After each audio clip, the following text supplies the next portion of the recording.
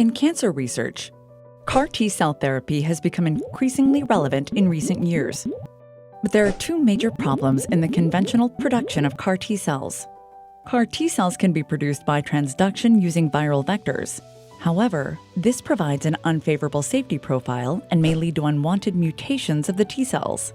The production with plasmids has the disadvantage that here, a high DNA toxicity arises, which also leads to the death of the cell. Working with academic collaborators, the Plasmid Factory research team has found a way to solve these problems with Minicircle DNA. With the Sleeping Beauty Minicircle technology, it is possible to generate CAR T-cells with a very favorable safety profile by means of extremely low DNA toxicity. Why are minicircles so revolutionary? A minicircle production starts from a parental plasmid.